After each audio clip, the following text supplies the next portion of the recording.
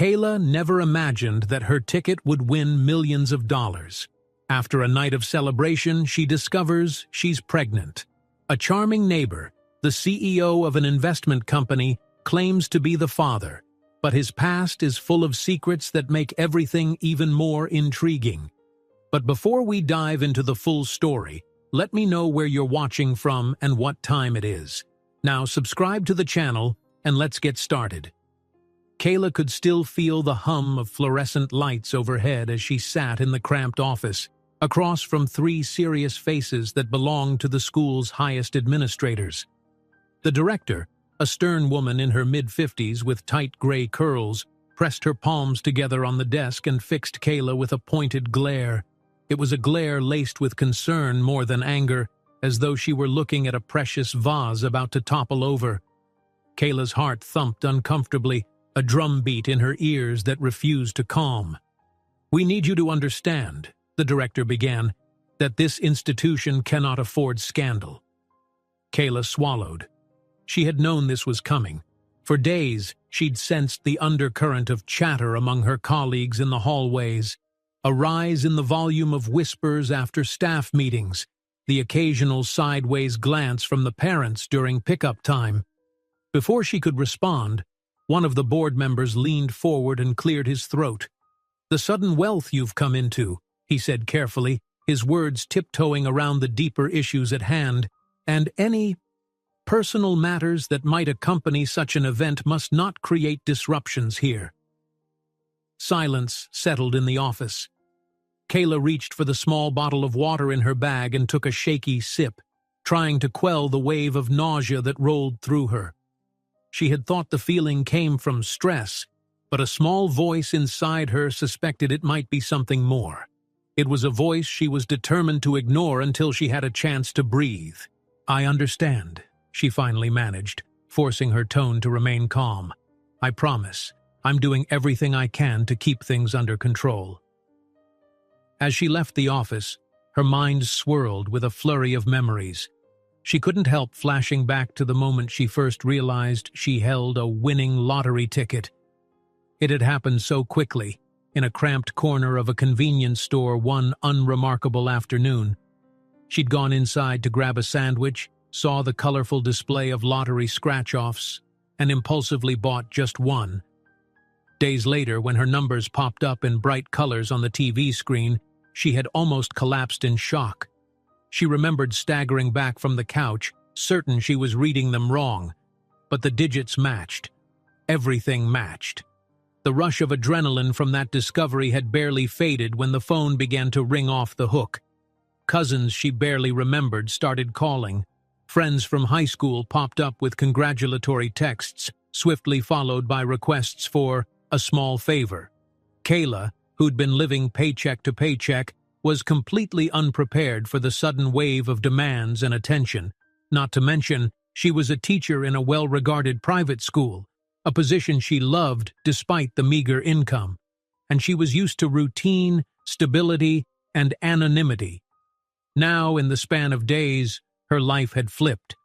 This morning's meeting in the director's office was only the first sign that her new reality had arrived, and it wasn't going to be easy. In the teacher's lounge, the fluorescent bulbs flickered, casting a dull glow over the worn couch and battered coffee machine. She sank into the couch, pressing her hand to her forehead. A cold sweat broke out along her temples, and she realized she felt dizzy. That same churning sensation she'd had all week hadn't let up. She'd told herself it must be stress. How could it not be? But something told her this was different. Something told her it had to do with that night at the resort. "Kayla?" Monica's voice cut through the haze. Her co-worker stood by the lounge door, arms folded, concern etched in the deep creases on her forehead. "You don't look too good," she said gently, walking over to sit beside her.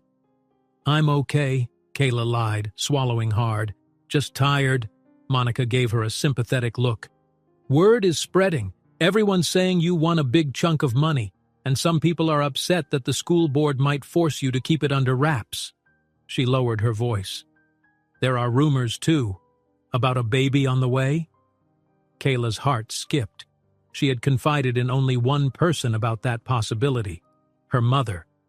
Perhaps the staff had pieced things together from her occasional visits to the restroom, or her pale complexion, or even an overheard snippet of conversation. There was no shortage of speculation these days. She began a weak denial, but Monica squeezed her arm in gentle reassurance. "It's okay. You have to take care of yourself. Don't let the gossip get to you." Kayla gave a slow nod, though it felt hollow. She hated the scrutiny. Before she could say anything more, her phone vibrated on the lounge table. She picked it up to see her mother's name. "I just heard something on the local news." Her mother's anxious voice came through. "They're saying a teacher from your school won a fortune. People are starting to talk, Kayla. You need to be careful. You know how our family can be." Kayla clenched her teeth. Yes, she knew. She could practically count on seeing family members she hadn't spoken to in years. And if the rumor about pregnancy got out, there'd be a whole new swarm of questions. She ended the call with a promise to keep a low profile, though she had no idea how to do that. Leaving the lounge, she found an immediate reason to worry. A young reporter waited by the main doors, camera in hand. He called her name, moving forward with an eager grin. Startled, she spun and rushed down another hallway. A sympathetic janitor let her slip out a side entrance to the parking lot. Once safely in her small, older model sedan, she took a moment to breathe. Her heart pounded. The stress was mounting each minute, and she was only halfway through the day. She touched her stomach absently, wondering if she was imagining the tightness there. If only she had more time to process this life-changing news. She reached her modest apartment by late afternoon, her mailbox overflowing with letters, some likely congratulations, others bills, and a few from friends who somehow found her address. Inside, she dropped the stack of envelopes onto her tiny kitchen table. Her gaze drifted over to the electricity bill, the student loan notices, and an ad from a local car dealership. Things she used to worry about daily. Now she had a fortune that could wipe out these debts in a heartbeat, yet she'd never felt more unsettled. A memory slipped into her thoughts. That night at the resort, she had decided to celebrate the end of the school year with a short stay at a beachside retreat. She went alone. One evening, while sipping a mocktail at the bar, she bumped into David Walker, the man who lived in the next unit of her apartment building but whom she'd barely spoken to before. He had recognized her, offered to buy her a drink, and they had ended up chatting for hours. The details afterward were a blur, something she hadn't allowed herself to dwell on too much. But she couldn't shake the sense that meeting David that night had set into motion much more than she was prepared for. Her phone rang again, jarring her from the memory. A woman who'd been friendly to Kayla in the past, now brazenly asking, "Hey Kayla, do you think you could spot me a little loan? I'm behind on my rent, and I heard you came into some money."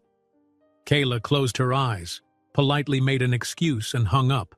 The calls kept coming. She dropped her phone on the table, pressing her palms to her eyelids, battling the pounding ache behind them. That same sick churning in her stomach returned, forcing her into the bathroom. Sinking to her knees, she realized her nausea was more than just tiredness. She washed her face afterward, breath unsteady, and reached into the cabinet for the pregnancy test she'd impulsively bought a few days ago, the one she'd been too nervous to use until now. At dawn, Kayla found herself standing by the window, test in one hand, her reflection barely visible in the faint light. She felt every beat of her heart, every shaky breath. When the line appeared, the truth was undeniable. Pregnant. Her mind reeled, grasping at frantic questions. How would she handle this alone?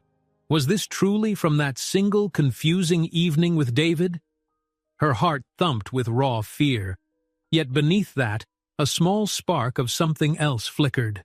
Hope, maybe, or even excitement. She had never expected her life to twist into such a shape, but it was hers now, and she would have to rise to meet it. That morning she tossed aside all the envelope clutter and the unopened letters, silently promising herself that no matter what the school board, The media or her family said she wouldn't run from this. Drawing a shaky breath, she resolved to face whatever came her way.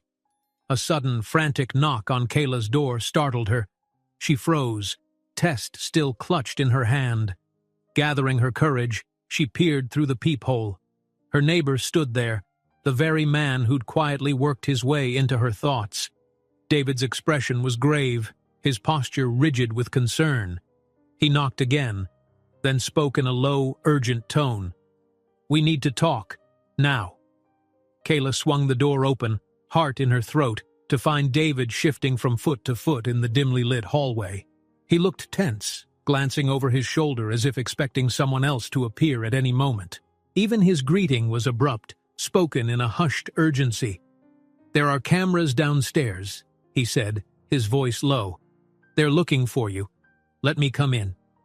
She stepped aside, letting him enter her small apartment.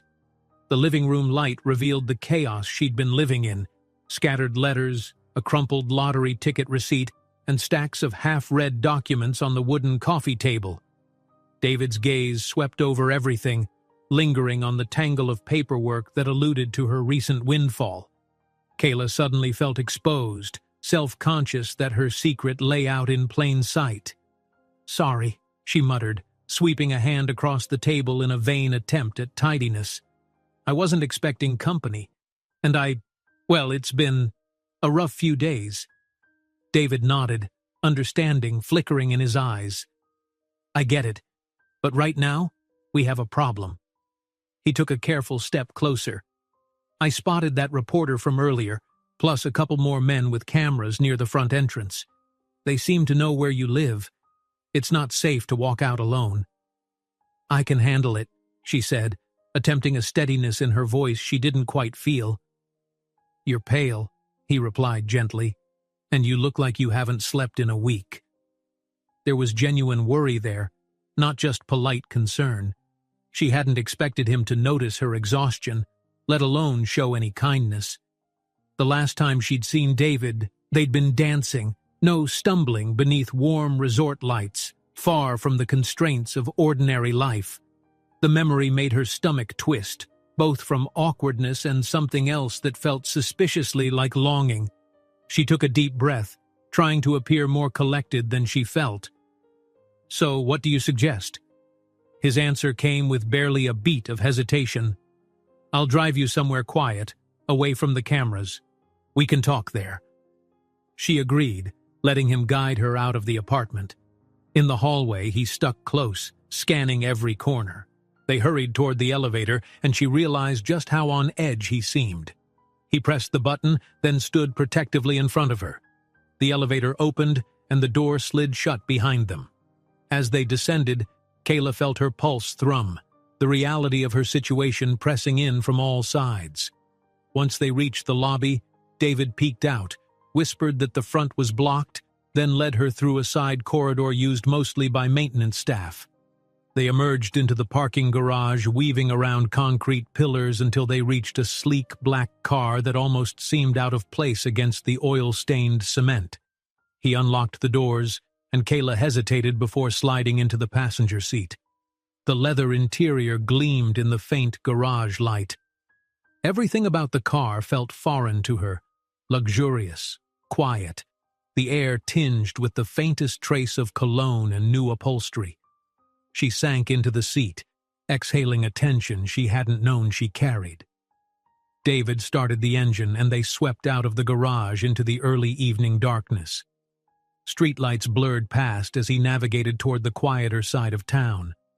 Kayla clutched her bag on her lap, glancing at him every so often. She couldn't help noticing his taut jaw and the occasional flicker of his gaze toward her, as though he was trying to read her thoughts.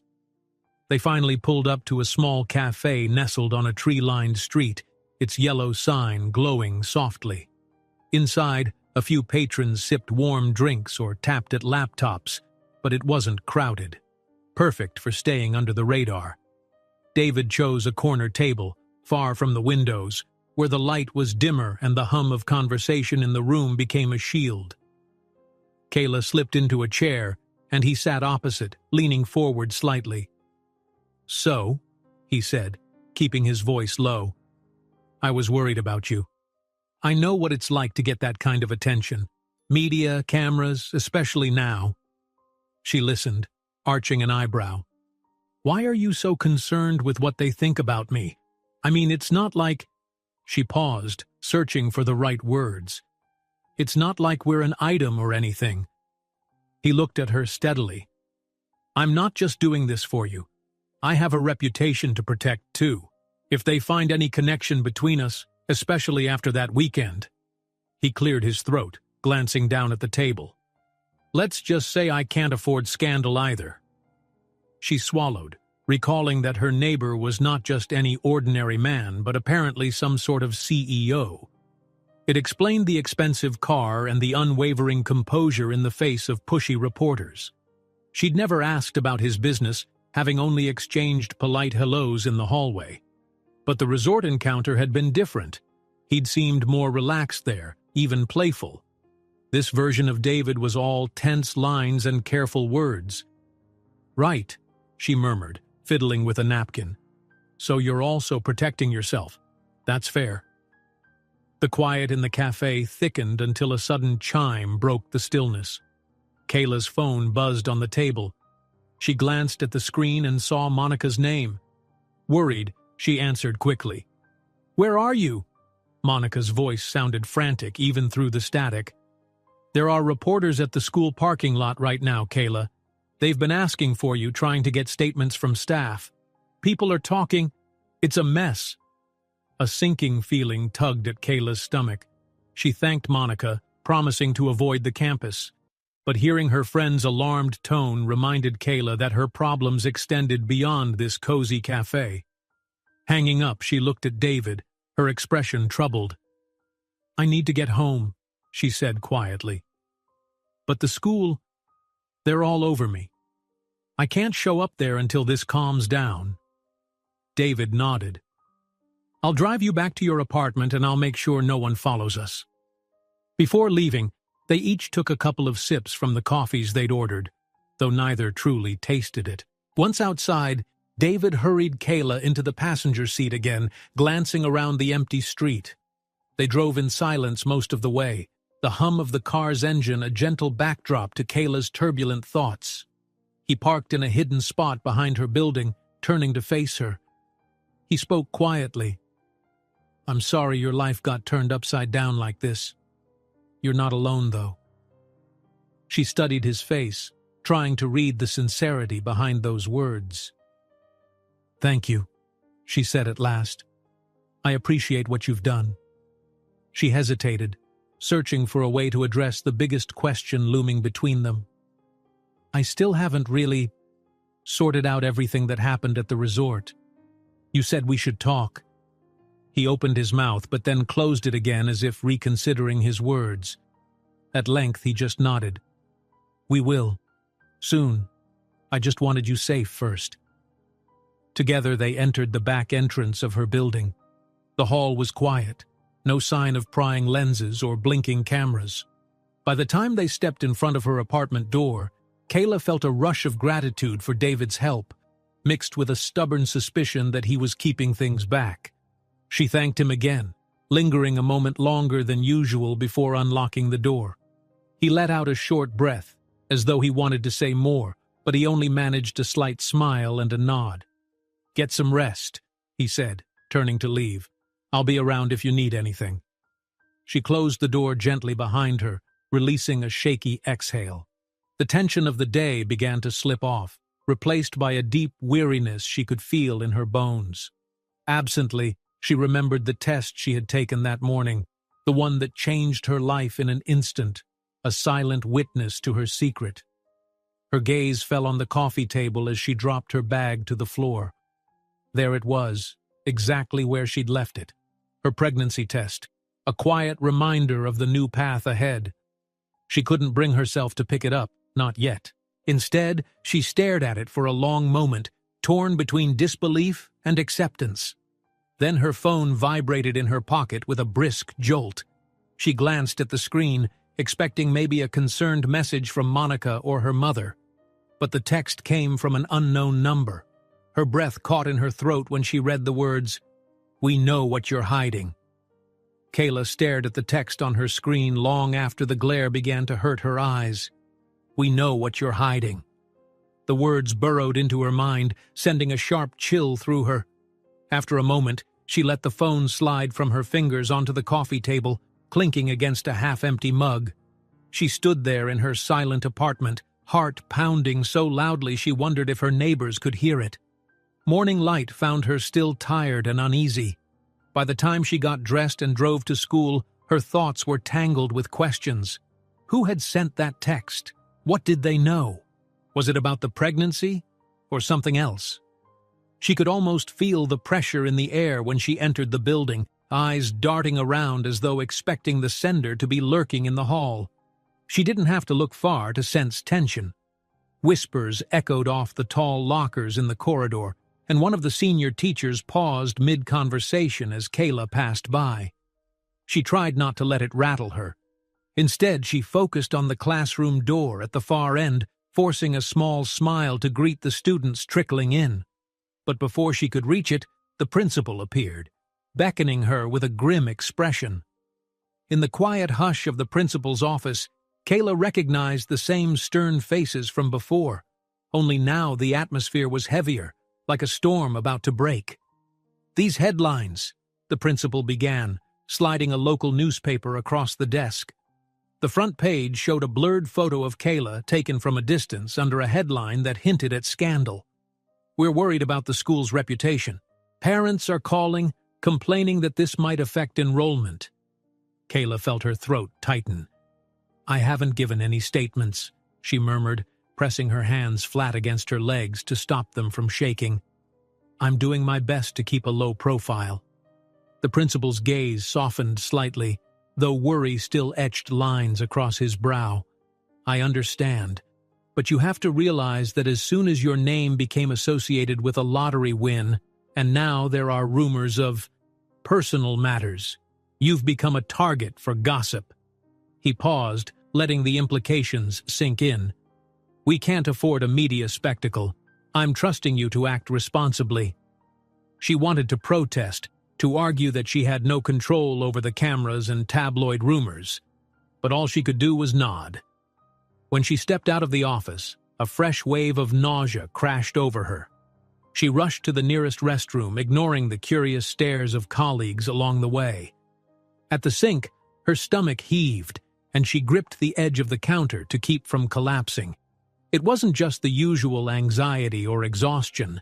A deeper sense of change churned inside her. The pregnancy felt more real than ever, a quiet but undeniable presence she couldn't turn away from. A sharp rap on the door made her jump. "Kayla?" Monica's voice drifted in, tinged with worry. "Are you okay?" Kayla splashed water on her face and opened the door. Monica pulled her aside, glancing both ways down the corridor before whispering, "I heard about the principal's meeting. People are talking, but don't do anything drastic. If you resign now, they'll turn you into a scapegoat." "I'm not resigning," Kayla said, swallowing the nausea back. She appreciated Monica's concern. "I just wish there weren't so many eyes on me." Monica walked with her to the classroom. "Let me handle some of the chatter. Try to get through your lessons today. If anyone tries to corner you about the rumors, point them to me." Kayla gave a grateful smile, though her hands still trembled. She spent the next few hours trying to concentrate on teaching, but the usual spark she felt when guiding her students was dimmed by the knowledge that cameras and questions waited outside. Occasionally, she caught a flicker of pity in the eyes of certain kids. No doubt they'd heard hushed talk at home. When lunchtime came, Kayla slipped out a side exit, hoping to get some fresh air away from prying stares.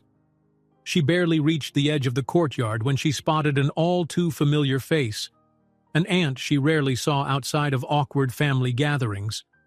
The woman waved dramatically, striding across the grass in low heels unsuited for the terrain.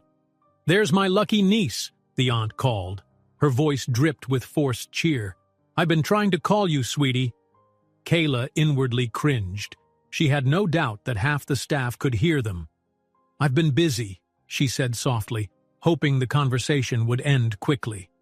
Well, we have so much to catch up on, the aunt continued, ignoring Kayla's muted tone.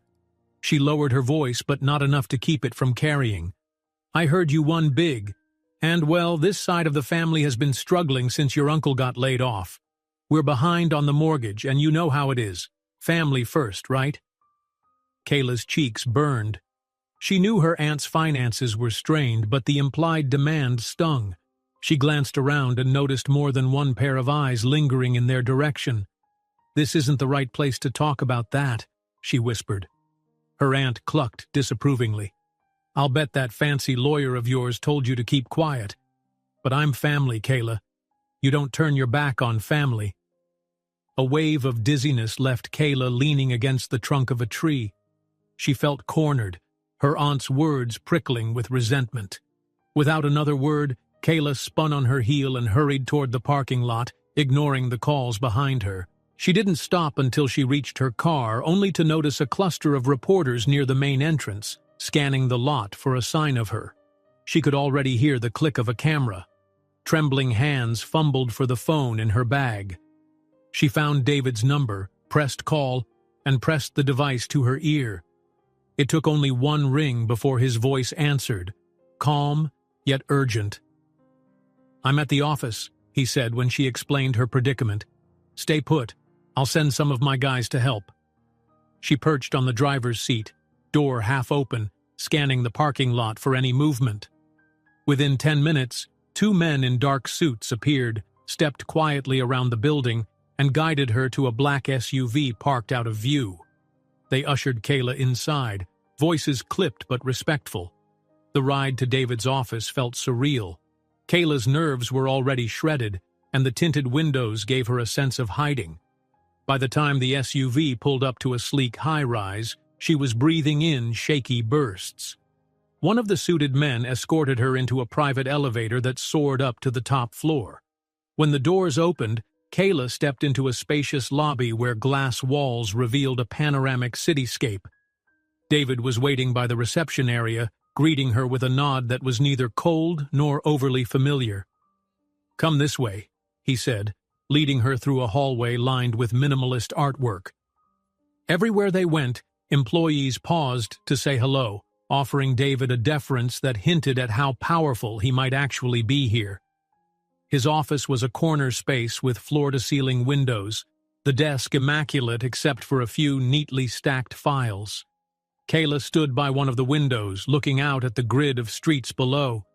This was so far from her usual world of textbooks and lunch breaks that she felt like she was on another planet. David closed the door, and his posture softened. I know this is overwhelming, he began gently. But you're safe here. We have security, and nobody unauthorized can reach you. She sank into one of the plush chairs and exhaled. Thank you. I don't know what I would have done if they'd caught me back there. A flicker of concern crossed his features. Is there anything else you need to tell me? I've been getting cryptic messages too, something about damaging my reputation if I don't step away from the scandal. Kayla's chest tightened. She realized this might be the moment to share the full truth. Her throat felt dry as she tried to form the words. I'm pregnant, she confessed, voice barely more than a whisper. She didn't dare meet his eyes at first. There was a pause, heavy as a held breath. Then David spoke, his tone calm but edged with something like relief. I see. We'll figure this out together. His steady acceptance took her by surprise, sending a flood of mixed emotions through her. She glanced up and found him watching her, face taut with concern. Beneath that concern there was a glimmer of something else, something that might have been excitement, or at least the beginnings of it.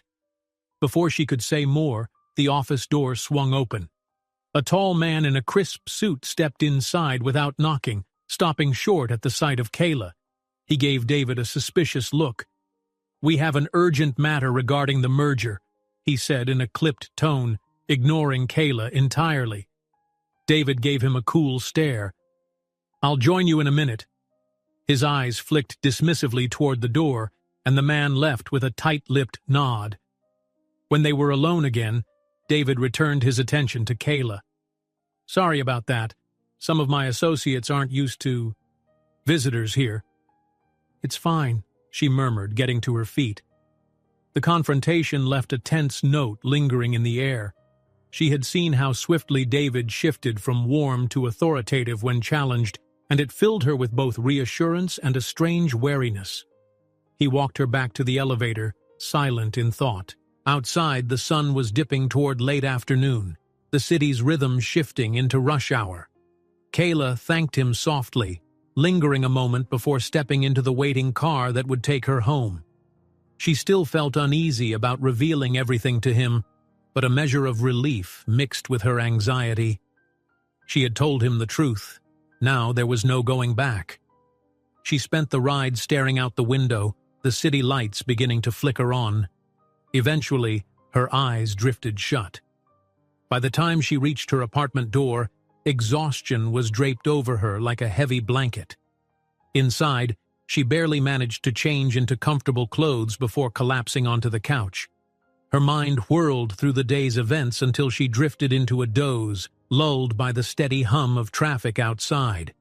Then her phone buzzed, the sharp vibration snapping her awake. Groggy, she fumbled for it, blinking at the bright screen. At first, the letters didn't register, but as she read them again, her heart stopped. "We have proof you met David before the lottery." Kayla sat on the edge of her couch, staring at the new message still glowing on her phone. "We have proof you met David before the lottery." She read the words again, her pulse racing. A lump formed in her throat as she tried to recall every detail of that night at the resort. It felt like a moment caught in a dream. Elegant lights reflected in the pool, the gentle lapping of water against the tile, the sound of a distant saxophone playing in the lounge.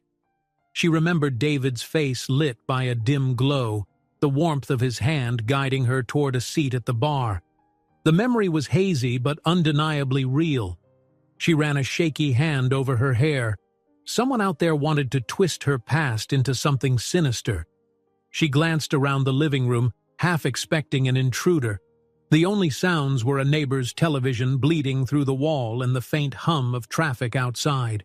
She still felt far from safe. The next day, Kayla tried to push her worries aside long enough to manage a day at the school. But the moment she stepped into the building, the tension flared back to life. She could sense it in the hush that fell whenever she passed a group of teachers or students. The weight of rumors pressed on her shoulders.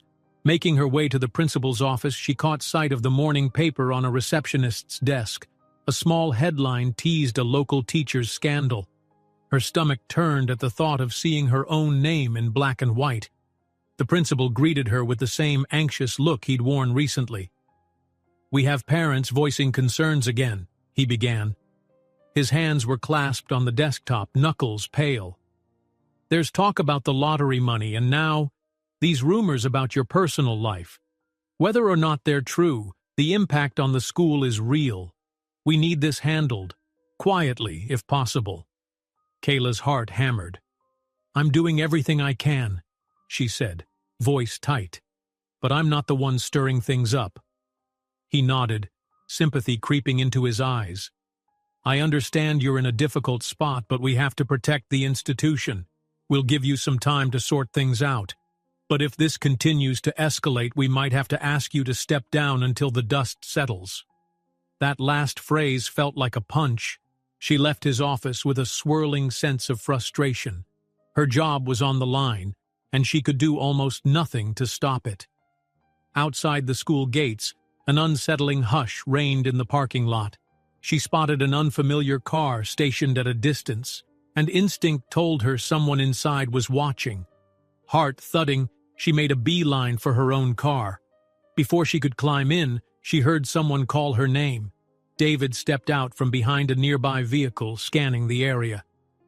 "Kayla," he said quietly, "I just got more information about someone who claims they can prove we rigged the lottery. It's nonsense, but they're threatening to go to the press." Her stomach clenched. "Then it's not just me they're after?" He shook his head. "They're naming both of us. implying we've known each other for much longer than we say." He paused, exhaling slowly. Whoever's behind this could ruin everything if they stir up enough doubt. She glanced around to make sure no one was within earshot, then climbed into David's car. The interior felt like a bubble of safety, a fragile shield against the world outside. He shut the door behind him and started the engine, pulling away from the school. Quiet tension filled the space between them. They drove to a modest law office located in a narrow brick building on a quieter side street. Inside, the walls were lined with shelves of dusty legal volumes. A lean, middle-aged lawyer greeted them, her expression resolute. After brief introductions, Kayla explained the mounting threats and the rumors about meeting David before she won her fortune. The lawyer pursed her lips. "Defamation is possible if they're outright lying," she said, "but if they have any real evidence or something that can be twisted into a convincing narrative, we have a bigger problem." Kayla felt her pulse skip. She thought again of that night at the resort, how easily a photo could be used to insinuate a long-running plan. "I don't see how they could claim we rigged a lottery draw, but the idea alone is enough to feed the rumor mill," she said. David's posture remained tense. He asked about restraining orders, privacy laws, anything to stop the bleeding. The lawyer gave a measured sigh. "These threats might be an attempt at blackmail. If that's the case, it's best to gather any evidence of communication, texts, emails, calls. Then you decide if you want the police involved. But be aware that going public with this might draw more attention." They left with their minds reeling. The sun was dipping behind the buildings as they emerged onto the sidewalk. Kayla felt drained, her energy sapped by the constant onslaught of worry. David opened the car door for her, then slid into the driver's seat in silence. The ride back to Kayla's apartment was tense, both of them lost in thoughts. When they arrived, David parked along the curb. Kayla closed her eyes for a moment, hands clutching the strap of her bag. "Are you holding something back?" she asked quietly, turning to meet his gaze. "Some detail about that resort trip or your business ties. Anything that might make all these accusations more believable." His jaw tightened. "I've told you everything relevant. I'm not hiding any conspiracy. If you want full disclosure, my company is in the middle of some sensitive negotiations. A scandal like this could destroy trust with my investors." He paused, and she caught a flicker of guilt or regret in his expression. "That night we spent at the resort, it was the first time I let myself relax in a long time. And now it feels like I dragged you into my mess." Kayla let out a sharp breath. "I was there too, David. It wasn't all you." Weariness laced her words, and for a moment she wondered if she truly believed it. She unfastened her seatbelt. "Thank you for today. For everything." She stepped out and headed into her building, mulling over the frustration she felt at him. At the same time, there was relief that he seemed genuinely concerned. Upstairs, she slid her key into the lock and pushed the door open, a wave of stale indoor air greeting her. Her phone vibrated in her pocket. She glanced at it, hoping for an update from Monica or a reassuring text from her mother, but the number was unknown. She answered only to hear labored breathing on the other end, then silence. The call ended abruptly. Fear pricked at her nerves. She shut the door behind her, flipping the deadbolt and chain lock. The phone screen remained dark, as though mocking her for trying to protect herself from a faceless threat. She set her things down on the kitchen counter and sank onto a stool, face buried in her hands. Her life had spiraled into chaos in a matter of days. The lottery, the pregnancy, the media frenzy, now blackmail. She thought about David, remembering how she'd clung to his arm that night at the resort, drawn to the warmth of his smile. He had told her once that he carried many secrets, and now she was smack in the middle of them. Fatigue dragged at her limbs. Gathering her courage, Kayla reminded herself of her growing responsibility, the future life she carried inside. She had to stand firm. Whatever these adversaries had planned, she wouldn't give in. A gentle buzz from her phone made her look up again. This time it was a text from Monica, reading, "Hang in there. We'll figure out a solution." Kayla offered a small, grateful smile to the empty apartment, heart swelling momentarily with hope. Knowing she had at least one friend who believed in her was enough to keep her going. Drained but determined, she changed into something comfortable and settled onto her couch, letting the glow of the television fill the otherwise silent room. She flipped mindlessly through channels until her eyelids drooped, the day's tension weighing her down like a thick blanket. At some point, she dozed off, only to be jolted awake by a loud knock at the door. Her pulse thudded as she rushed to see who it was. Through the peephole, she made out a figure holding something like a file folder. She opened the door a crack, and the man slipped a glossy photograph partway through the gap, his voice a low rasp. "I have more pictures where this came from," he said. "Confidential photos. If you don't want them going public, you and David better pay up." Kayla's hand trembled around the glossy photograph as she stood at the threshold of her apartment, staring into the blackmailer's cold eyes. He held out a file bulging with papers and more photos, his voice a low rasp. "You pay me, or these go to every news outlet in town," he said.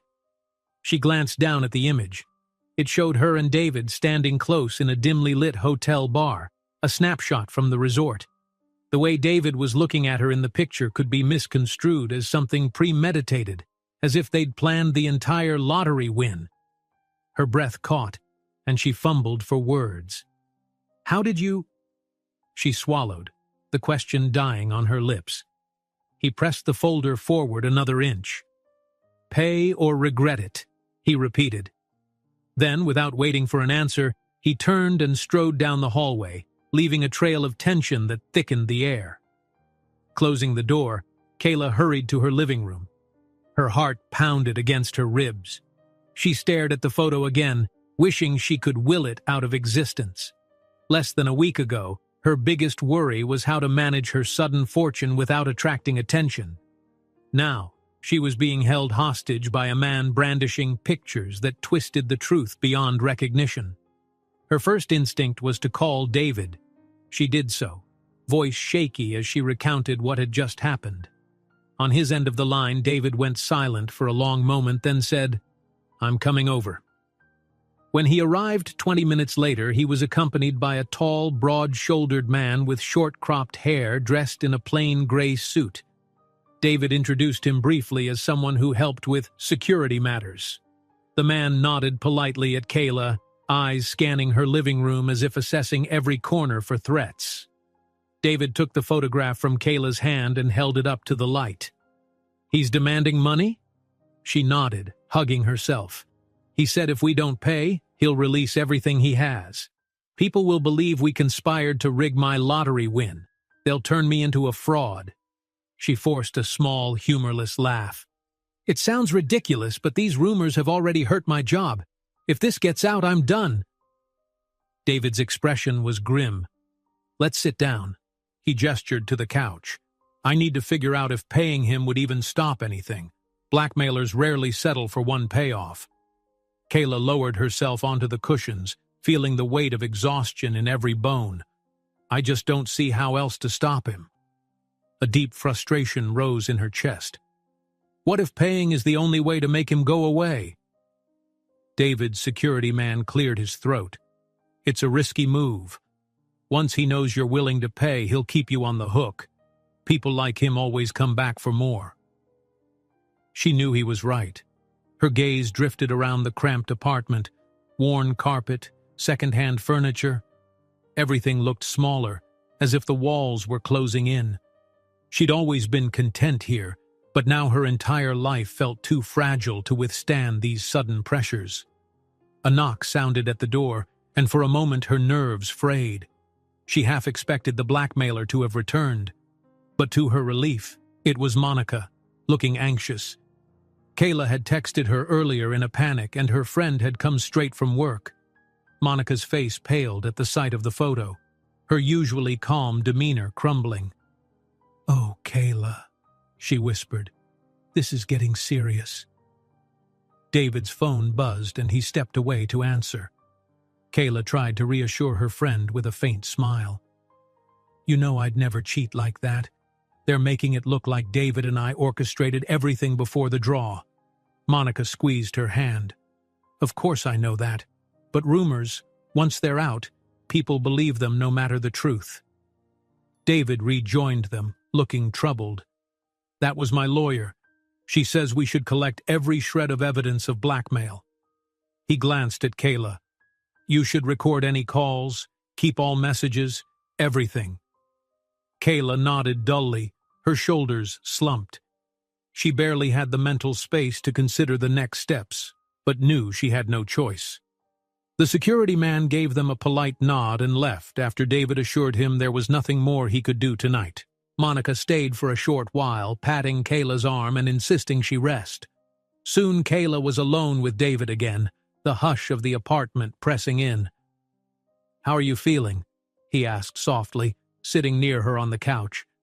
She let out a shaky sigh. Not great. Her hand drifted to her stomach. I'm pregnant. My job is on the line and someone's blackmailing me. Can't say I've had a worse day. David's gaze flicked to her middle, concern etched on his face. Have you been to a doctor? You're under a lot of stress. I have an appointment next week, she said quietly. I just hope all this doesn't affect the baby. He covered her hand with his. We'll fix this, I promise. She didn't have the strength to argue with him about promises he might not be able to keep. Instead, she let her eyes close, exhaustion rolling over her like a wave. She sensed him rise from the couch and wander around the room, phone in hand. She could hear the murmur of his voice as he made a call, though the words blurred into white noise. Eventually, she drifted into an uneasy doze. When she woke, David was shaking her gently. Kayla, come on. You shouldn't stay alone here tonight. It's not safe. Her initial instinct was to protest, but her apartment suddenly felt oppressive. I don't know, she murmured, rubbing the drowsiness from her eyes. He offered a half smile. I have plenty of space, and my building has better security. Please, just for tonight. She studied his face, seeing genuine worry. At last, she nodded, too drained to argue. All right, just tonight. They packed a small bag of essentials. Kayla hesitated when she grabbed her prenatal vitamins from the kitchen counter, self-conscious about the significance they carried, but David merely gave her a sympathetic look, and they left. The ride to his condo was a quiet one, the streets shiny with recent rain under the orange glow of streetlights. Kayla stared out the window, absently pressing a hand to her abdomen. In the seat beside her, David gripped the steering wheel, the tension in his posture palpable. They pulled into an underground parking garage beneath a sleek high-rise. From the moment they entered the lobby, Kayla felt the shift, a subtle hush. Professional security guards at every corner, a doorman who knew David's name. She followed him into a private elevator, noticing the modern design and subdued lighting. When they reached his floor, a long hallway led to a single door. Kayla stepped inside, and the sheer size of the space made her pause. Floor-to-ceiling windows showcased the twinkling city skyline, reflecting off polished floors. Everything felt calm, carefully arranged. I know it's a bit different from your place, David said, noticing her wide-eyed look. Make yourself at home. Kayla ventured deeper, past a minimalist living room set with comfortable couches and into a gleaming kitchen. She set her bag on a marble countertop. Despite her anxiety, or perhaps because of it, she let out a small laugh. You live like you walked out of a magazine. He shrugged, smiling faintly. It's been my comfort zone, I guess, but it gets lonely. She could see it in the echo of his footsteps on the shiny floor. No clutter, no sign of daily life besides the faint hum of the refrigerator. For a heartbeat, she felt the odd contrast between her cramped apartment and this airy elegance. Then the weight of the blackmailer's threat rushed back. David poured water into a glass and offered it to her. She drank gratefully, her mind drifting back to the menacing words, pay or regret it. Anxiety gnawed at her. But with the water's coolness came a moment of clarity. "What if he releases those photos anyway?" she asked, voice tight. "What if we can't stop him?" David set his jaw, eyes dark. "I won't let that happen," he said. "We'll fight him legally, or we'll expose him first, but we won't just give in." Kayla met his gaze, her chest tightening. "I'm scared," she admitted quietly. "I can't lose my job and I can't risk my future. I have too much to protect now." He stepped closer, lowering his voice. "You're not going to face this alone." Before she could respond, her phone buzzed again. The blackmailer's number flashed across the screen, an unwelcome reminder that their time was running short. Kayla silenced it, dread lingering in the pit of her stomach. She looked at David, tears threatening to rise. He reached out and squeezed her hand, resolute. "We do this together, no matter the cost." Kayla woke to the gentle glow of early morning light streaming through the tall windows of David's condo.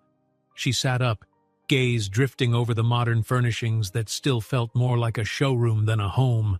Her hand slipped to her abdomen, a silent reminder of why she had to keep fighting. Even if the condo felt unfamiliar, there was a certain safety here, something she hadn't felt in a long time. She found David already awake in the kitchen, dressed casually but looking preoccupied. On the counter sat 2 steaming mugs of tea. He glanced at her with relief when she appeared, and for a moment they shared a mutual understanding in silence. "Any messages overnight?" she asked quietly. He shook his head. "No more calls from him." By him, they both meant the blackmailer. David took a careful sip of his tea. "I was thinking about last night. Paying him isn't going to solve this." Kayla nodded, sinking onto a tall stool by the counter. The tension still clung to her muscles. "I'm scared if we pay once, he'll keep threatening us. But if we don't—" David set down his mug, meeting her gaze. "We'll find out who he is. There has to be a connection, someone who knows us both, or at least knows enough about our pasts to twist the truth." They spent the next hour strategizing, combing through every suspicious detail from the last few weeks. David tapped the screen of his phone, showing her a string of texts from a private investigator he'd hired.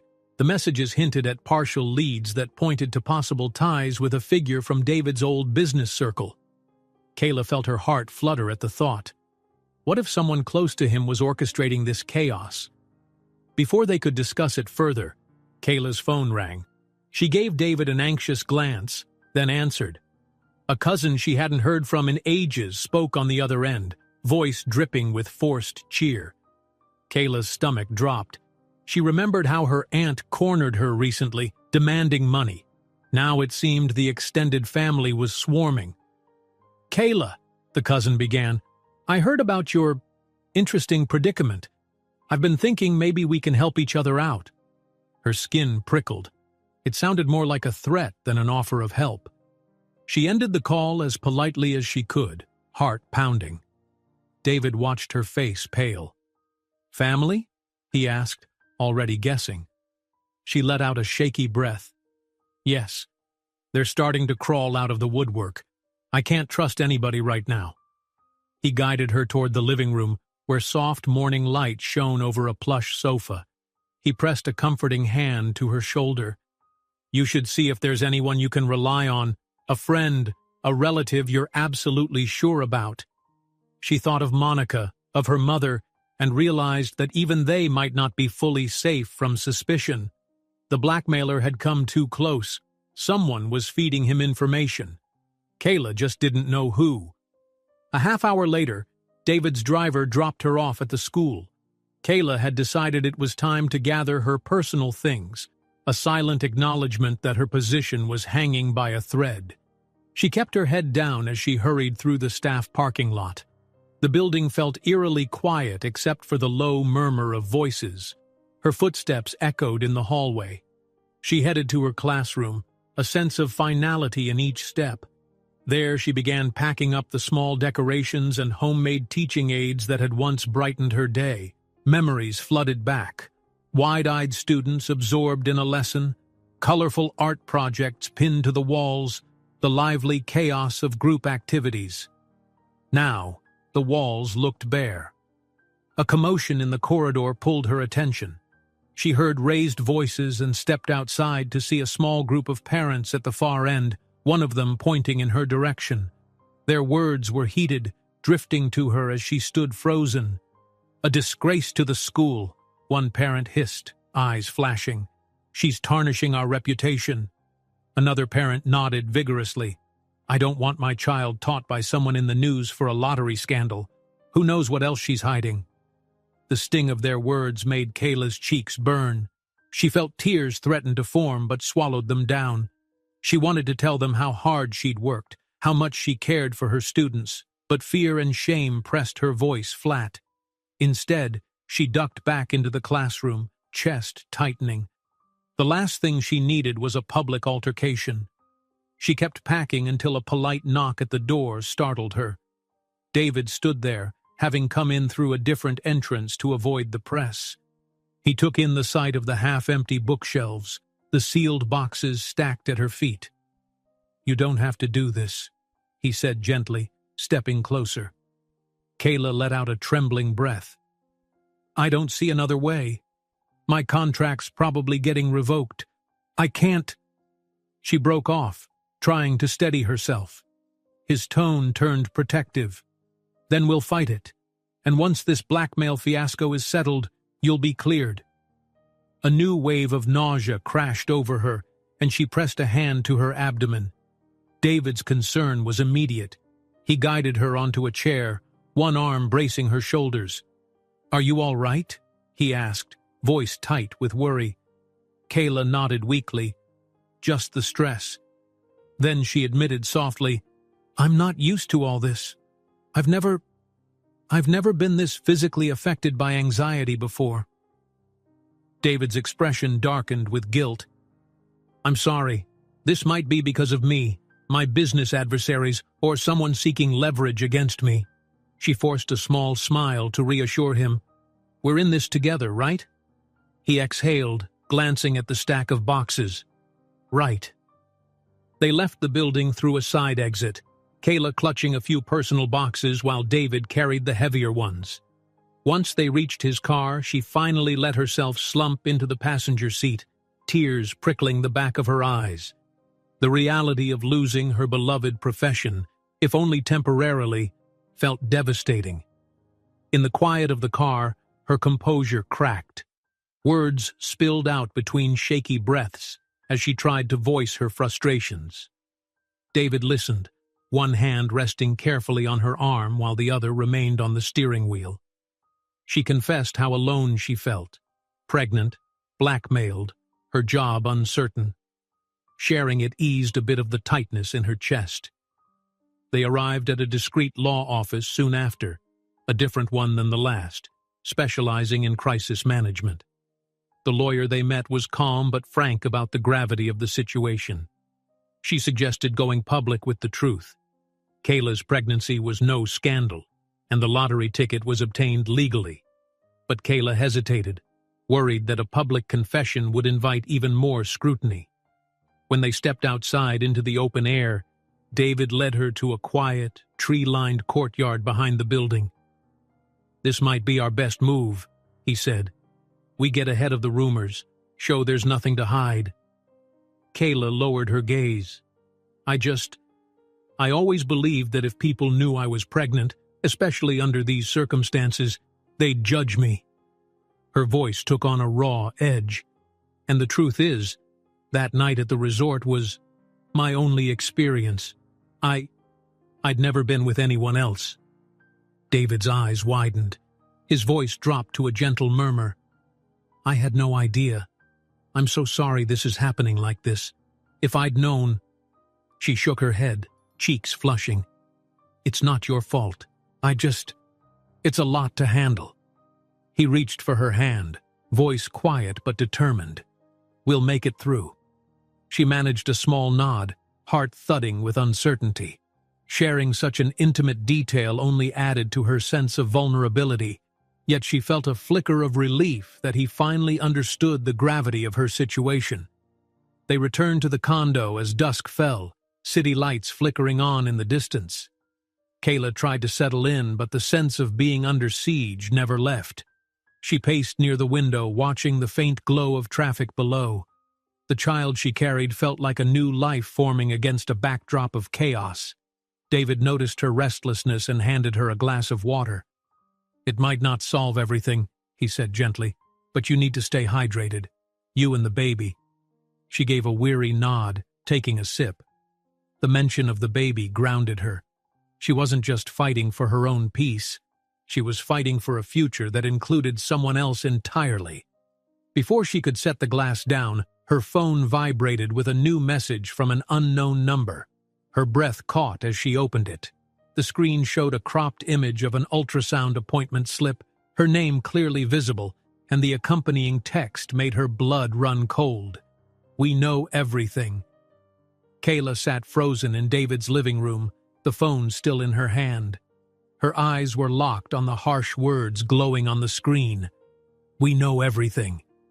Even though the threat wasn't new, it felt heavier now, like a noose tightening around her future. David, standing close enough to sense her shiver, reached out to touch her shoulder. She looked at him, eyes clouded with dread. "How did they even get my medical information?" she asked quietly. A sick sense of violation coiled in her stomach. "They have a copy of my ultrasound appointment slip." David let out a ragged sigh. "I'm going to find out." His voice was tense. "This can't keep happening. Someone is feeding them details." Kayla nodded, pushing a strand of hair behind her ear with a shaky hand. She wanted to believe his words, but doubts swirled. The deeper they dug, the more secrets seemed to pop up, about his business rivals, her own unpredictable relatives, and the blackmailer's real motive. It was getting harder to know who to trust. They decided to meet with David's private investigator that afternoon. In a quiet cafe on the outskirts of the city, the investigator leaned forward over a half-empty cup of coffee, his voice low. He passed David a slim folder of documents while Kayla hovered at his side, forcing herself to stay composed. "These are the most recent leads," the investigator said. "A name keeps cropping up in bank statements linked to your father's old associates, David. And there's also a tie to someone from Kayla's extended family." Kayla stiffened. "My family? Who?" The investigator hesitated. "It's not definitive yet, but the transactions suggest your aunt might have been in contact with someone else who's funneling money into smaller accounts, possibly hush money." Kayla's stomach churned. She recalled her aunt's bold demands for a piece of the lottery winnings, the curt phone calls, and the intrusive questions. Could she have gone so far as to help blackmail her own niece? She couldn't wrap her head around it. "I need to talk to her," she murmured. "I need to know why." David slipped a protective arm around her back. "We'll figure this out carefully. No sudden confrontations." Kayla shook her head. "She's my family.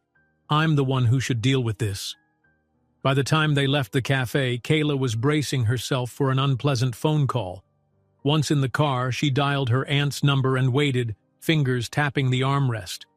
When the older woman answered, her voice had a forced cheer, like someone hiding behind a smile. "Auntie," Kayla began, swallowing her nerves. "I need to know the truth. Have you been talking to anyone about me and David? Anyone suspicious?" The question spilled out in a trembling rush. Her aunt fumbled for an answer. "Kayla, sweetie, why would you think that? I've just been worried about you. People say things." "What people?" Kayla pressed, desperation edging her tone. "You demanded money before. Now I've got blackmail threats. They have my medical records. Where did they get that kind of access?" Her aunt's stammering reply only heightened Kayla's suspicion. I'm not the one you should be accusing, dear. Maybe you're just paranoid from all this attention." Before Kayla could protest, the call ended with a sharp click. She sank back in her seat, skin cold. David placed a hand on her knee. "She knows more than she's saying," he remarked softly, staring at the phone in Kayla's grip. "Don't blame yourself." She forced a bitter laugh. "How can I not? It's my own family. Feels like everyone wants a piece of me now that I have this lottery money." They drove in silence toward a discreet clinic Monica had arranged. Kayla's mind spun as they parked in a side alley, away from reporters' prying eyes. Once inside, Kayla checked in under a partial alias, her last name spelled incorrectly by design, to avoid public registration. She worried her deception might offend the clinic staff, but Monica had insisted it was necessary. The waiting room had pale blue walls and glossy magazines that no one seemed to read. Kayla clutched her small purse, trying to calm the flutter in her chest. David sat next to her, expression set. Every time the door opened, Kayla glanced up nervously, expecting paparazzi or the blackmailer himself to burst in. After a long wait, a nurse called her name, and David rose to accompany her. Though Kayla still felt a trace of embarrassment at how intimately he was involved, she also didn't want to go in alone. Once in the exam room, the doctor performed a thorough check, carefully guiding the ultrasound wand across Kayla's abdomen. She winced at the cold gel but kept her gaze locked on the screen. "Everything looks healthy," the doctor said, her tone professional yet kind. She paused, eyes narrowing with a hint of surprise. "Well, I see multiple heartbeats." Kayla's brow furrowed. "You mean twins?" The doctor offered a gentle smile. "Not exactly. We're looking at 4. Quadruplets." Kayla's heart slammed in her chest, and she felt David's hand grip hers tighter. The room seemed to tilt. 4? She could barely process the idea of 1 child, let alone 4. David looked stunned, mouth slightly open. Are you sure?" Kayla whispered. "Yes." The doctor nodded, giving Kayla time to let it sink in. "You'll need careful monitoring, of course, but so far everything seems within normal development for a multiple pregnancy." When they left the room, Kayla clung to David, eyes glazed with shock. The knowledge of 4 babies growing inside her felt enormous. She wasn't prepared for even 1, financially or emotionally, and now this. David led her outside, guiding her by the elbow. She stepped into the alley's harsh sunlight as though emerging from a dark tunnel. 4, she said again, voice barely above a whisper. He nodded, expression torn between awe and concern. "We'll figure it out, I promise." But neither had a chance to catch their breath. An aggressive voice called out from the street, and a reporter brandishing a camera phone rushed forward, lens pointed at them. "There you are. Kayla, any comment on the allegations you rigged the lottery? Are you pregnant?" Kayla's stomach clenched. David darted in front of her, arm extended like a shield. "Back off," he warned, voice cold. The reporter shoved the phone closer, ignoring the command. A flash of anger crossed David's face, and he blocked the path, stepping right into the reporter's line of view. Kayla hunched behind him, wishing she could disappear. The reporter wouldn't relent, tossing rapid-fire questions. David kept his composure just enough to avoid a physical altercation, but the tension was razor-sharp. A security guard from the clinic intervened, stepping between them. Once they escaped the scene, Kayla's breath came in ragged gasps. She looked at David, feeling a storm of emotions welling in her. "They're everywhere," she whispered. "I can't do anything without them pouncing." He said nothing for a moment, guiding her quickly to his car, where they collapsed into the seats. Kayla pressed a hand to her abdomen, trying to steady her hammering heart.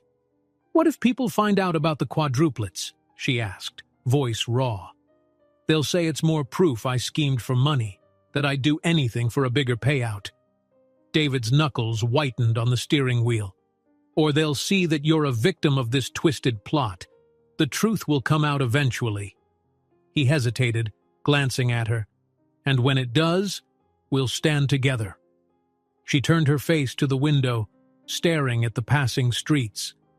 The exhaustion from the morning's revelations weighed her down, but her mind wouldn't stop racing. She was carrying 4 children, threatened by a blackmailer, hounded by reporters, and unsure whom to trust in her own family. They reached David's condo, slipping through the lobby quickly. Once upstairs, Kayla kicked off her shoes and sank onto the couch. He joined her, an unspoken tension humming in the air. "I might have an idea who's funding the blackmailer," he said quietly, rubbing his temple. "A former business associate who blames me for shutting him out of a merger. He's holding a grudge and might see your lottery scandal as a way to sabotage me." Kayla didn't meet his eyes. "So I'm just collateral damage?" His voice softened. "That's not how I see it. I swear I never wanted you involved." A tear slipped down her cheek. "But I am involved, and now there are 4 lives depending on me." The enormity of that number still echoed in her mind. 4. "Hey," he whispered, sliding closer. "I know you feel alone, but you're not. We'll expose whoever's doing this. We'll get the proof we need." She turned to him, a surge of determination cutting through her despair. "If I find out anyone in my family helped them." He nodded, understanding that betrayal from her relatives stung just as deeply as the blackmail itself. For a moment he hesitated, then reached out to wipe away her tear. She let him, too drained to resist the small comfort. Just then, her phone chimed. She reached for it, expecting more threats. Instead, a single text message blinked on the screen. "They want you both destroyed. The money is only part of it." Kayla's breath caught. She showed David, who read it, brow furrowing. "It's someone trying to warn us," he murmured. She leaned back, eyes squeezed shut. Another piece in an endless puzzle of secrets. Each new clue only raised more questions, and time was running short before the blackmailer would strike again, and in the pit of her stomach she felt a gnawing fear that they still hadn't grasped just how far their enemy would go. A moment later, her phone buzzed again. This time the text was blunt, each word hammering into her chest. "If you don't cooperate, we'll ruin your life. We have proof." Kayla stood at the window of David's condo, watching the evening sky ripple with storm clouds on the horizon. Her phone, perched on the windowsill, felt heavier than ever. The last message still glared in her mind. "If you don't cooperate, we'll ruin your life. We have proof." She pressed a hand gently against her abdomen, reminded of the quadruplets she now carried. 4 new lives depending on her decisions. She turned to find David in the adjacent room, pacing with restless energy. It had been hours since the threatening message, yet neither of them had found a moment's peace. He paused when he saw her tense posture. "We should leave soon," she said quietly. "My mom sounded worried on the phone. Apparently there's been a commotion at her place." David took a steadying breath and picked up his car keys. "Are you sure you want me to come along? I don't want to cause more tension with your family." Kayla's eyes flickered with uncertainty. "I need you there. If this really is tied to one of my relatives, I can't handle it alone. Just be prepared that they might not welcome you." David gave a short nod, reaching for her coat. Together, they made their way through the hushed lobby and into the underground parking garage. Rain began to fall in a gentle patter as they pulled out onto the street. The long drive to Kayla's family home was marked by rolling thunder and the rhythmic flick of windshield wipers. She stared out at the darkening sky, bracing herself for the confrontation she felt was coming. When they finally arrived, the porch light illuminated the small front yard. Kayla's mother opened the door almost before they knocked. She ushered them inside, worry etched across her face. The cozy living room, usually a haven of warm chatter and the scent of baked goods, now felt thick with tension. "I'm so glad you came," her mother whispered, glancing nervously at David. "There's been chaos here. Your cousin showed up looking for some old documents, and when I tried to ask why, she locked herself in the spare room." Kayla's heart pounded. "Where is she now?" Her mother gestured down the hallway. "Still in there, rummaging through everything." Exchanging a quick look with David, Kayla started down the hall, each step echoing on the worn floorboards. She could feel the old photographs on the walls seeming to stare at her, frozen family moments from happier times. At the end of the corridor stood a closed door. She raised a fist and knocked softly, a tremor in her voice as she called the cousin's name. No answer. Kayla tried the knob and found it locked, so she rapped harder. "I know you're in there. Come out." A long pause, then the door cracked open. Her cousin peered through, eyes wary. Kayla saw stacks of old papers and photo albums scattered around the room behind her, evidence of frantic searching. "What do you want?" the cousin muttered, voice brittle. Kayla took a breath, keeping her tone calm. "You tell me, why are you tearing through our family's things?" The door opened wider, revealing her cousin's tense stance. "You have no idea what I'm dealing with," she snapped. "People are talking about you, about David. Some folks think you two are con artists." Kayla's cheeks burned, but David stepped forward, measured in his response. "That's a lie. We're being blackmailed. You might be helping them without realizing it." Her cousin gave a short, bitter laugh. "Without realizing it? Don't patronize me. I'm not stupid. At least I'm trying to survive in this messed-up family." Kayla drew in a shaky breath. "Is that why you're here? Looking for some leverage?" Before the cousin could reply, footsteps pounded from the other end of the hall. Kayla's uncle appeared, features grim. He glared at David. "So you're the famous CEO who dragged my niece into all this trouble," he said, voice thick with resentment. "You show up here, wave your money around, and we're all supposed to bow down?" David kept his expression guarded. "I have no intention of causing trouble. I care about Kayla and her well-being." "Sure you do," the uncle shot back, lips curling with sarcasm. "Because she's got that big lottery windfall, right? You think we don't know how these big shots operate?" Kayla's mother rushed into the hallway, tears brimming in her eyes. She tugged on the uncle's sleeve, whispering, "Stop it. This isn't helping anything." To Kayla and David, she offered an apologetic glance. "Please, let's talk in the living room. It's too crowded here." Reluctantly, everyone shuffled to the couch and chairs. The cousin carried a folder clutched to her chest, eyes darting between Kayla and David as if ready to bolt. Tension coiled in the living room like a storm cloud about to break. "Why are you so interested in old documents?" Kayla asked, fighting to keep her voice steady. "What are you hoping to find?" The cousin took a long moment before responding, fiddling with the edge of the folder. "Information. Proof that you and David had a history before the lottery. If I find it, I can sell it. I need the money." Kayla felt a pang of betrayal twist in her gut. She had suspected her relatives might want cash, but hearing it so bluntly stung. "You'd sell me out to some blackmailer? We're family." Her cousin's eyes flashed with anger, then shame. "That money could save my family. We're about to lose the house. I don't have another choice." "Of course you do." Kayla's voice rose, thick with frustration. "You could have asked me. You know I'd have helped if you were truly in trouble." Her cousin's lips trembled. "What would I say? Hey, Kayla, can you give me a handout? You don't owe me anything, and you wouldn't understand how desperate I've become." David cleared his throat, stepping in. "I might not understand your situation, but blackmail is never the answer, and this entire scheme could land you in jail." At that, the cousin's face blanched. She clutched the folder tighter as if it were a life preserver. "I'm not the one who started all this. A man approached me, said he'd pay me generously if I found proof Kayla and David conspired to rig the lottery. He mentioned pictures from a resort, hinted he had contacts everywhere."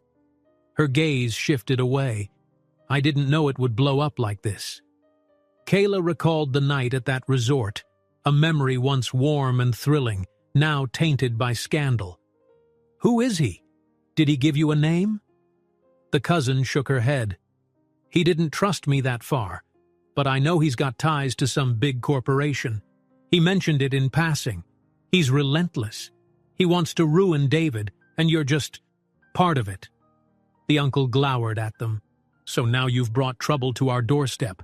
Don't you see what you've done to your own family, Kayla?" Anger flared in Kayla's chest. "I didn't ask for this. I didn't know winning the lottery would turn me into a target for someone else's revenge." Her mother intervened, voice trembling. "Stop it. Please. We're family. We should help each other, not tear each other apart." She turned to her niece. "Look at Kayla. She's pregnant, under incredible stress. Is this really what you want to do to her? The cousin's shoulders slumped. For a moment, her eyes flicked to Kayla's abdomen. I never meant to hurt her. I just wanted a way out of my own problems. Kayla felt her pulse quicken, the pressure of so many emotions swirling at once. Then tell me how to stop this man. Give us whatever evidence you have. Help us prove he's behind it all. I can help you too, but not if you keep siding with him. The cousin looked torn, eyes darting to the folder. If I give up what I have, he'll destroy me. He'll find another way. He's already destroying everyone, David said, tone firm yet not unkind. Don't let him keep winning. Tears welled in the cousin's eyes. She glanced at the uncle, who now stood sullenly to the side, then at Kayla's mother, who was close to sobbing. Slowly, she opened the folder and revealed an envelope stuffed with papers. Fine, but you should know. There's more. Kayla's heart pounded. More? She stepped closer, bracing herself. The cousin nodded, whispering, I have a piece of proof, something else you don't know, and I can't hold on to it any longer. Her voice caught in her throat. I'm giving the proof to the blackmailer tomorrow, unless you stop me. Kayla's cousin clung to the envelope, uncertain if she was ready to hand it over. Her eyes darted from Kayla to David and back again, torn by her own desperation. The living room felt unnervingly quiet, despite the lingering tension in the air. Kayla's mother stood in the doorway with tear-streaked cheeks, and her uncle hovered behind the couch, arms crossed over his chest. Kayla exhaled a trembling breath. This proof you keep mentioning, what does it show? The cousin tightened her grip on the envelope, then looked away. Something that ties you and David to a plan, from before the lottery drawing even happened. It was given to me in bits and pieces, and I was told it could be arranged into a convincing story, if I cooperated. Kayla's heart pounded with dread. She thought about that single night at the resort, the time she'd spent talking to David over drinks, the photos that could be twisted to fit a damaging narrative. And you plan to meet this blackmailer tomorrow? Her cousin nodded, her eyes glistening. He threatened to destroy me too if I don't bring everything I have. I'm stuck. David inhaled sharply, stepping forward. We can help, but only if you help us first. Tell us where and when this meeting is supposed to happen. A brief flicker of hope crossed the cousin's face. She hesitated, then carefully placed the envelope on the coffee table. He wants to meet at an old warehouse near the docks tomorrow at dusk. He said the place is deserted. She paused, voice trembling.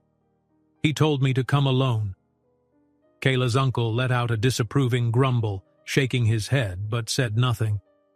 Kayla kept her focus on the cousin. We'll have to set a trap, she said, surprised by how steady her voice sounded. David reached for her hand, giving it a supportive squeeze. We'll coordinate with a few people I trust. We can't handle this alone. Her cousin sniffled, glancing at the envelope. If you have a plan, I'm all ears. They left the house soon afterward, Kayla feeling both drained and resolute. On the drive back to David's condo, she leaned her head against the window, mind racing with possibilities. Plans and doubts churned inside her. A warehouse by the docks. She could picture the rusty metal siding, the flickering overhead lights, the stale smell of old cargo. It wasn't the kind of place she ever wanted to step foot in, but there seemed no alternative now. David's phone buzzed, breaking the taut silence. He pressed it to his ear and listened for several moments. When he hung up, Kayla noticed a flicker of determination in his eyes. That was my investigator, he said quietly. He's been digging, and it looks like the blackmailer is indeed linked to one of my old business associates. The man's called Orson Gray, someone who held a grudge after we shut him out of a major deal. Kayla absorbed the name. So Orson Gray is behind all this? But then what about the demands to your family? Why target them? David's jaw tightened. He probably sniffed out your sudden windfall and realized it was a perfect angle to paint us as frauds. And if he can prove you and I colluded, he could wreck my credibility.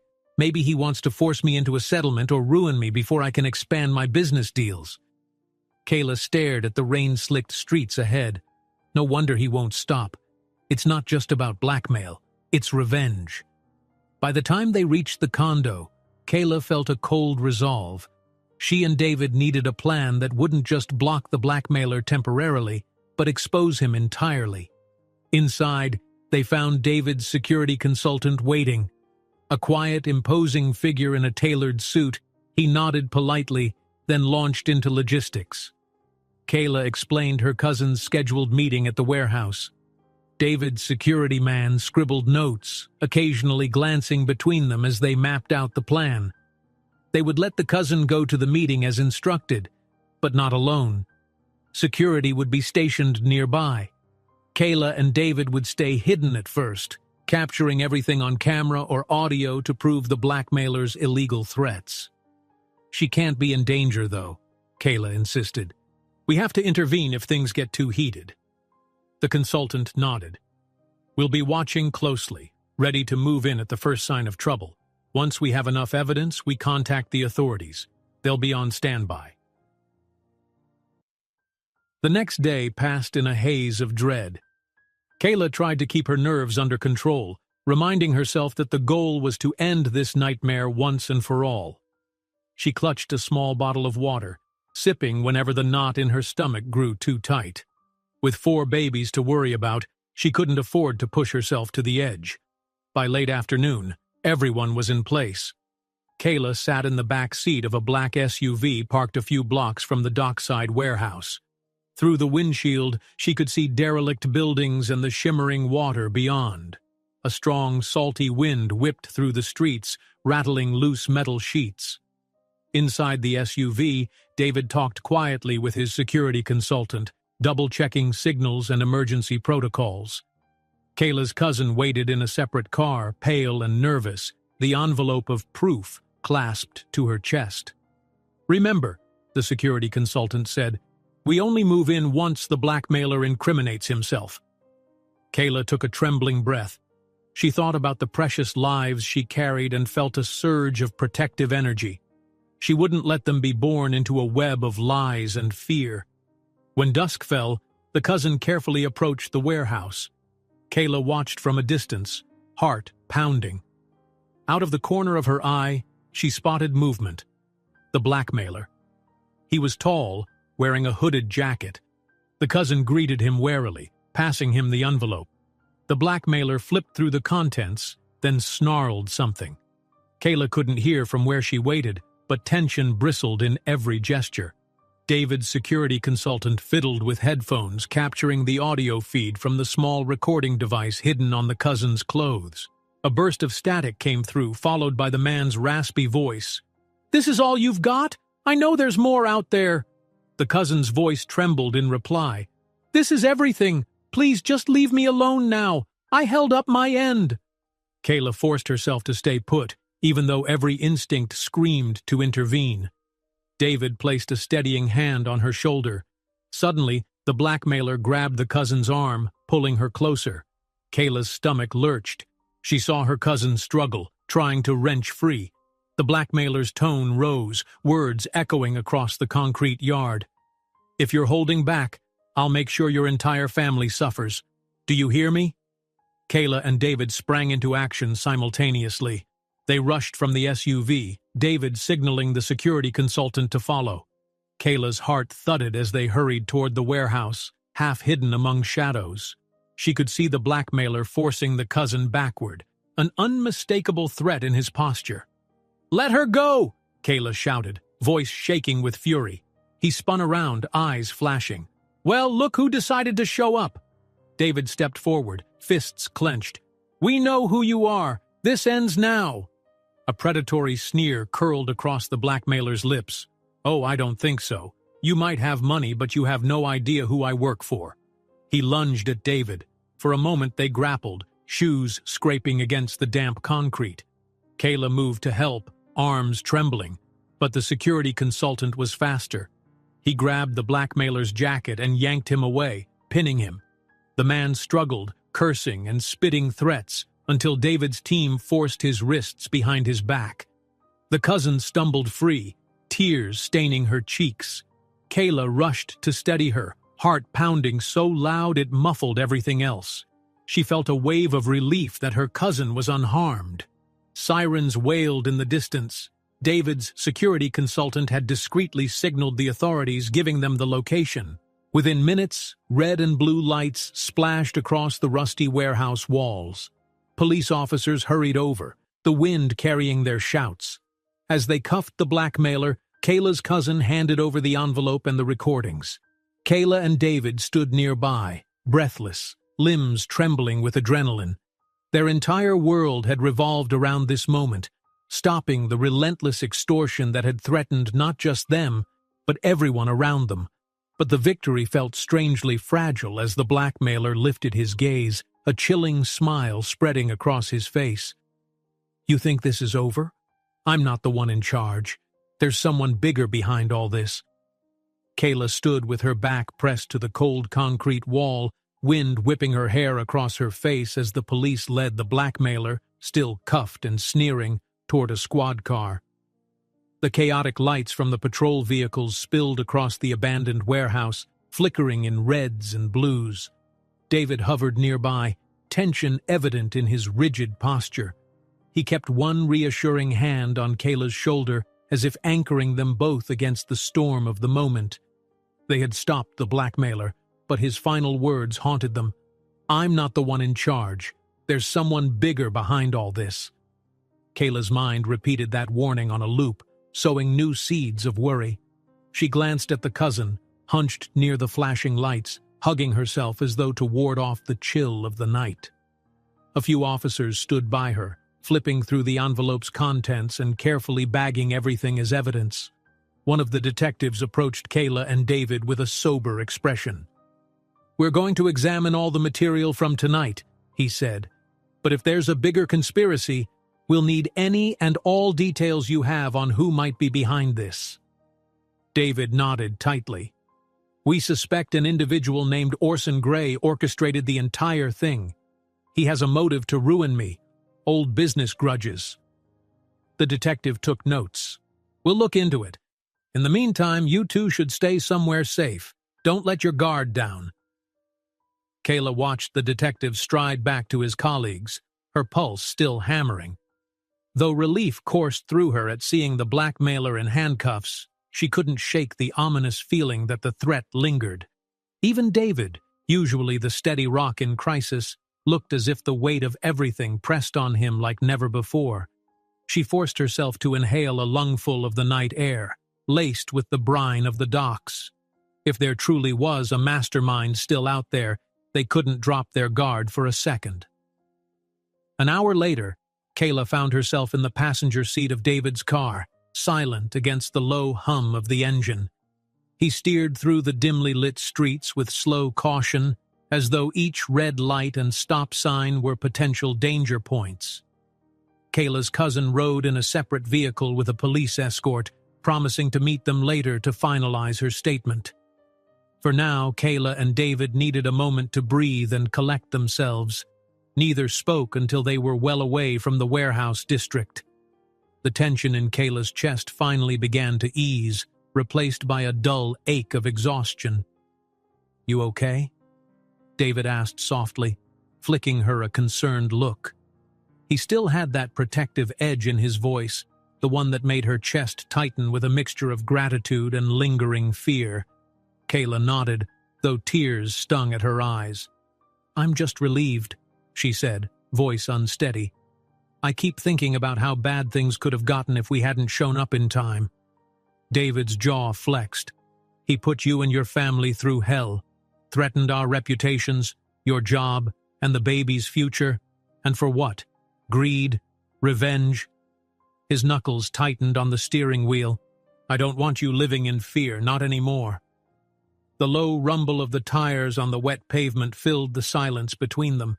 Kayla curled her fingers around her seatbelt, remembering the blackmailer's parting words about someone bigger being in control. "What if Orson Gray tries something else?" she whispered. David exhaled long and slow. I'm taking this straight to the board of my company. We'll involve law enforcement. If Gray is pulling the strings, he won't be able to hide." He glanced at her, eyes softening. "I promise you, we're not alone in this fight." By the following afternoon, Kayla could sense a shift in the air. Whether it was the crisp sunshine after the previous night's storm, or the knowledge that at least one threat was behind bars, she felt a cautious flicker of optimism. She woke in David's condo again, her makeshift bedroom neatly arranged with the few belongings she'd brought. A sense of gratitude welled up in her for his unwavering support.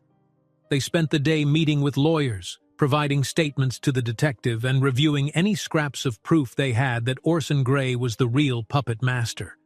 Kayla barely found time to eat, her mind buzzing with questions about how to prove Gray's guilt beyond speculation.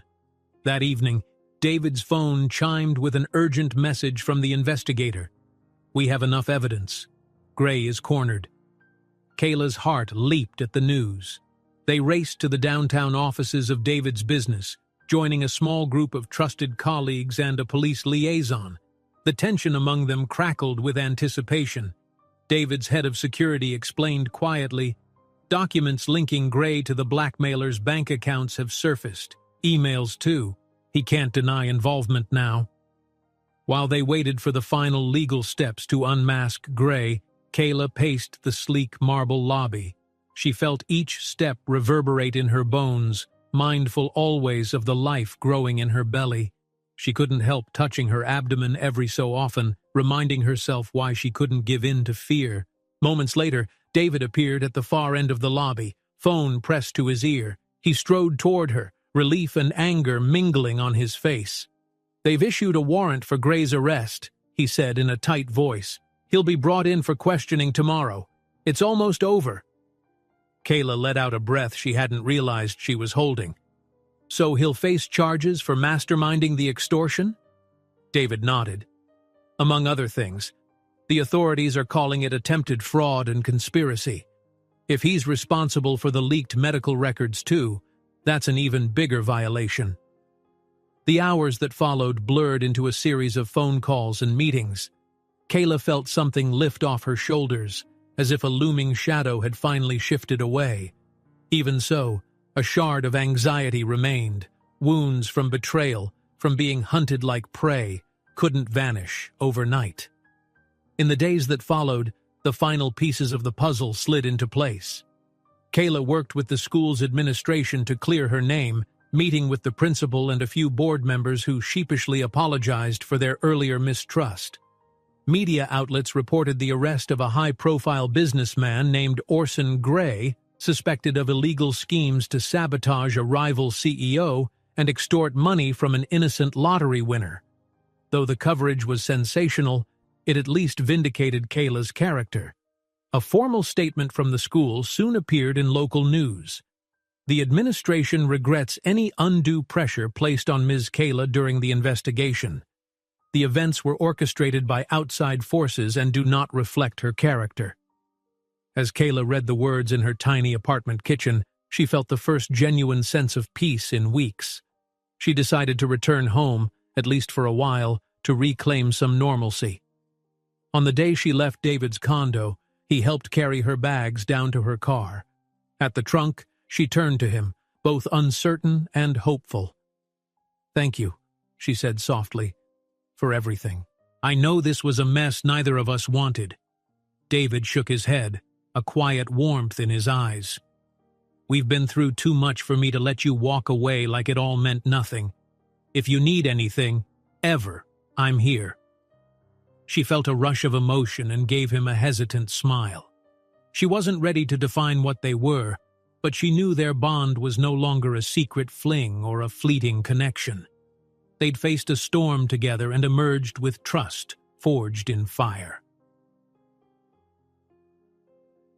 A week later, Kayla found herself back at school, stepping through the halls with a cautious smile. A few colleagues looked up, relief evident on their faces, as though they'd finally accepted that the rumors were false. A wave of renewed confidence coursed through Kayla. She was coming to terms with her pregnancy, quadruplets.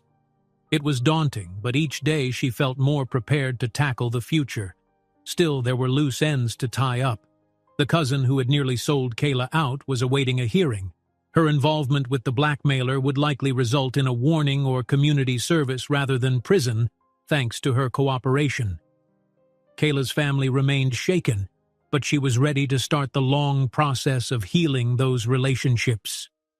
David's business soared after Orson Gray's takedown. Investors appreciated his transparency, and public sympathy for the ordeal seemed to bolster his image rather than tarnish it. Kayla read about it in the papers, marveling that such disaster could flip into success. One afternoon, she decided to meet David for lunch at a quiet cafe. She arrived early, found a table by the window, and sipped cool water while watching him emerge from his car outside. Her heart unexpectedly fluttered. Despite all they had been through, the blackmail, the public scandal, the uncertain nights, they stood on the other side of it, changed but also freer. Over salads and sandwiches, they talked about the future, Kayla's options at the school, her plans for the babies, David's desire to be part of their lives.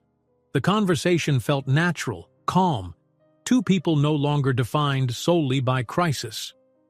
"You know," David said, setting his fork down, "I spent so long focusing on my company that I forgot how important it is to have a real life beyond it."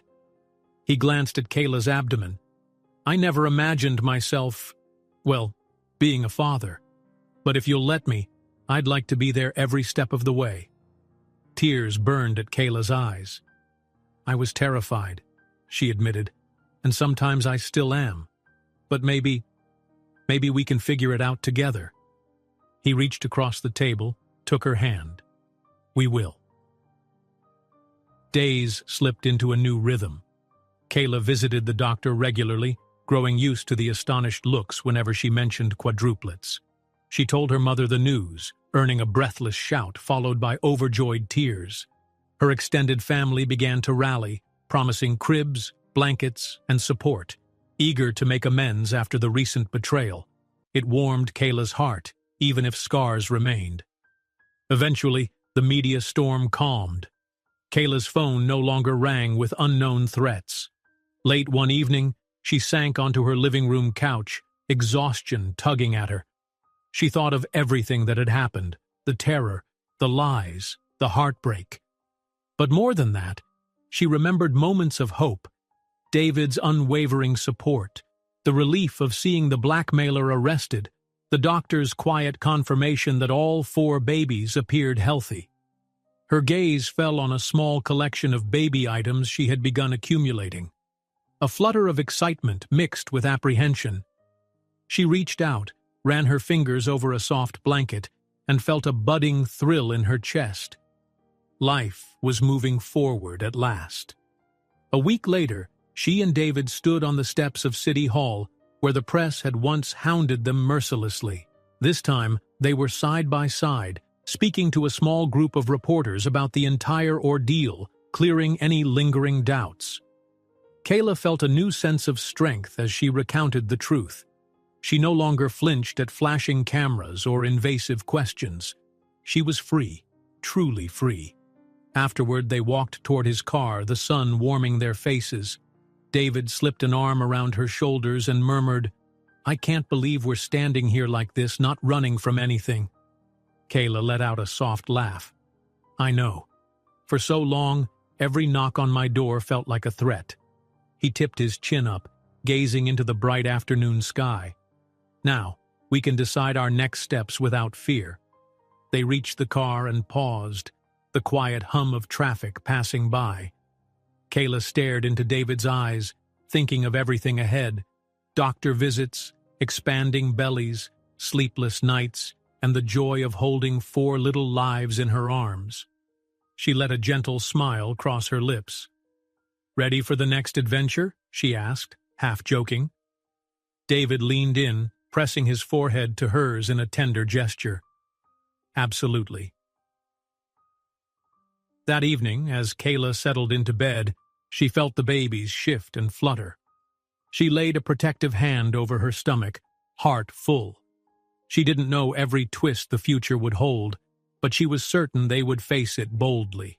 A faint glow from her bedside lamp revealed a small slip of paper, her most recent ultrasound photo, tucked by the alarm clock. She touched it gently. Each hardship, every betrayal, had led here.